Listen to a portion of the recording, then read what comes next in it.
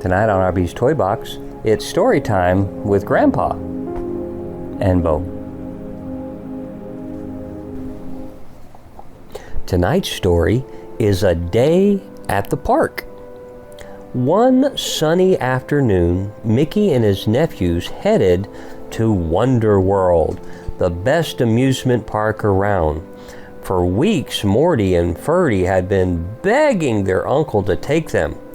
"Here it is, boys," said Mickey. "Are you ready for a full day of rides and games?"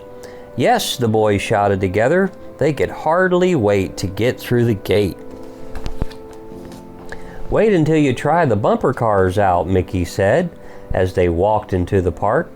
"There's my favorite ride here. Now come on, what should we do first?" "I'm going right to the teacups," said Ferdy excitedly.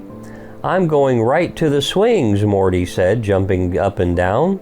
Mickey laughed. "Well, we can't do two things at once, so let's..." But Morty and Ferdy weren't listening. The two ran off in opposite direction. "Boys, boys, come back," Mickey yelled after them, but the boys were already too far away to hear him. Mickey ran after Morty, but his nephew was already out of sight. Where could he have gone?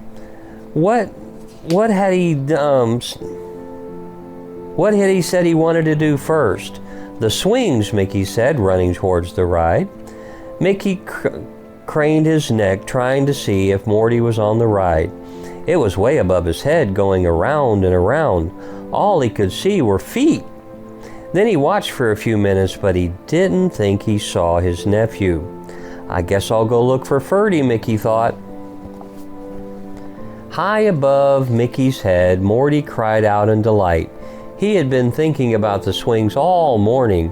He loved soaring over the people in the park, his feet dangling above their heads. Suddenly, Morty spotted his Uncle Mickey. "Hi, Uncle Mickey," he shouted, but he was too far up for his uncle to be able to hear him.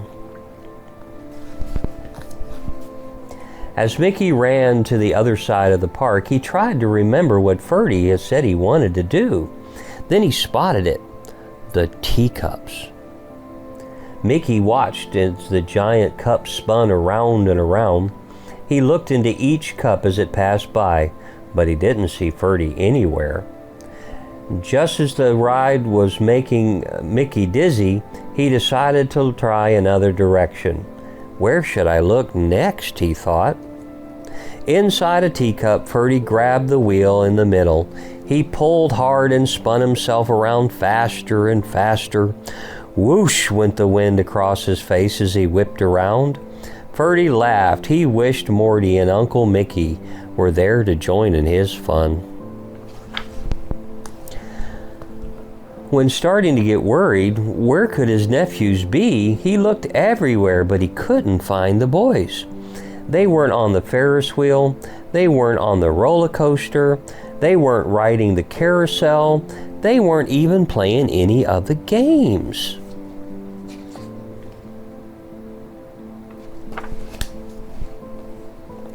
Finally, Mickey stumbled on a huge crowd of people. "What's going on?" he wondered. He poked through the people and saw a parade winding down the path. There were floats, a marching band, dancers, even clowns.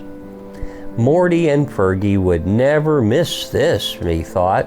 He began to search for them in the crowd, but their boys were nowhere to be found. Mickey gloomily sat down on the bench, and he watched people walking by. Suddenly he heard someone calling his name. "Uncle Mickey!" Morty and Ferdy, loaded down with snacks, ran up to Mickey.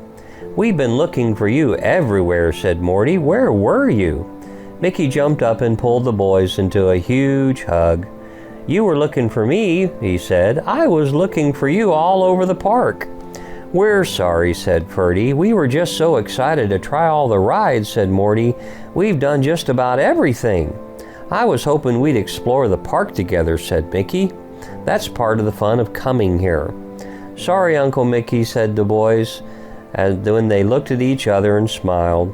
We did save the best part for you, though, said Morty. Crash! Mickey's bumper car bounced off Ferdy's and straight into Morty's. I'll get you for that, yelled Morty, steering back towards his uncle. Mickey drove his car out of the way, causing Morty and Ferdy to bump instead. All three of them laughed. You were right, Uncle Mickey, said Ferdy. Yep, it's way more fun to do this together, agreed Morty.